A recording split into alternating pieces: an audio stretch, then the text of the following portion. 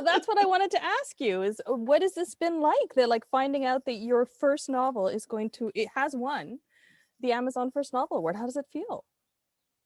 Well, I have to keep sort of reminding myself that in fact this has happened. I mean, here we are in the pandemic, and I live with myself and two dogs, so it's like a bubble of one plus two, and they don't really care about these things. And so no matter how often I tell them, I don't get the feedback that sort of reinforces that yes, this happened. It's that did a tree fall in the forest thing, right? So but also it's just so amazing when I give consideration to how many first novels were there this year, and that people would respond so positively to this work that I've done. It's phenomenal, and I'm just um, it renders me kind of speechless, actually.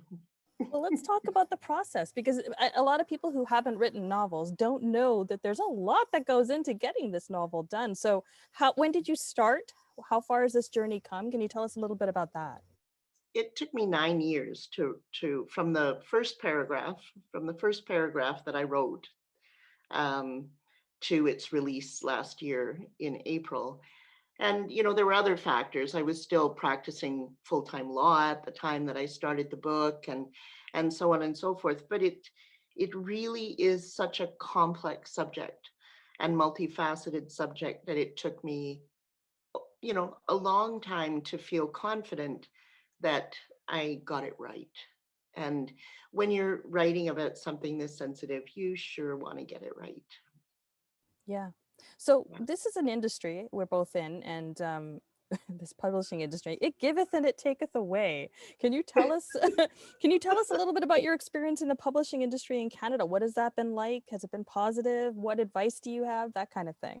Well, it's sort of been all giveth. Um, I don't know if you know, but UBC and HarperCollins have a biannual contest looking for manuscripts, and I won that in 2018, and so that was how my novel came to be published. And so I didn't go through a lot of what emerging, I won't say young writers, but a lot of emerging writers go through, where they're submitting and they're getting maybe, and then oh no, and then maybe if you changed this or did that or da da da da da, sort of some kind of conditional, maybe we'll think about this. I didn't experience any of that, and I almost feel like the universe has fast tracked me because of my age. Well, having been through the process, you didn't miss anything, my friend. You did not miss anything. Oh, I know. I have many, many friends, and that are struggling. And we look at the number of manuscripts that are submitted, Yeah. and the number that actually end up on the bookshelf, and Yeah. The it's pretty numbers. disproportionate. And and people are putting a tremendous amount, a tremendous investment into their work, and then with no guarantee whatsoever that there will be a return on that investment. That's just the reality of doing what we do. There's no guarantees in this biz. There's none whatsoever. And the only thing that can be guaranteed is that this is the thing that compels you. And you feel driven to tell the stories that are in you to tell. And that's a very sort of special realm of writers, is that I mean, how many other people go to put all that work into a job with no expectation of recompense, no realistic expectation that it'll see the light of day. It's writers, artists, they It's a labor it, of love, right? exactly. And that's really how I feel about this book in particular. Like, that it's a love letter to survivors. And, you know, Yeah.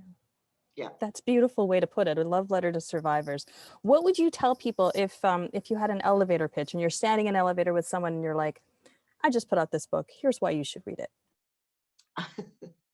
If you want the answer to the question, why can't they just get over it, read this book. Oh, that's good. Why can't they just read this book? I love that. That's really good. That was that was the primary reason. I mean, aside from, you know, feeling that this has never been really addressed. Um, I mean, there's lots of work that's been done, and there's work that's been done in the academy and, you know, in social sciences and politically and so on and so forth. But getting down to, uh, you know, getting down to what it actually feels like to be a survivor of, you know, 10 years of incarceration in a residential school. And even if you weren't, you know, sexually abused, you were or physically abused, you were deeply psychologically traumatized. Right from the moment that the priest and the RCMP showed up at your mom and dad's door, and they could do nothing to protect you. Your parents could do nothing to protect you. When you're 6 years old, who do you turn to? And to learn at 6 years old that there is nobody there to protect you, how can you ever trust anybody? How can you ever get over that kind of an experience? As a mom, that just I can't imagine the feeling of powerlessness. Uh, do you have a message for your fans? My fans. Well, that's the weirdest thing, is that I have fans, right? It is. Seriously, it's so weird to me that, you know, I mean, I've had people say things like in interviews and such, like, I go to a lot of book clubs because I love readers, and, you know, it's the readers that are writing the other part of this story. And um, and people say, just hold on a minute, I have to go a little fangirl here, and I'm going, hmm?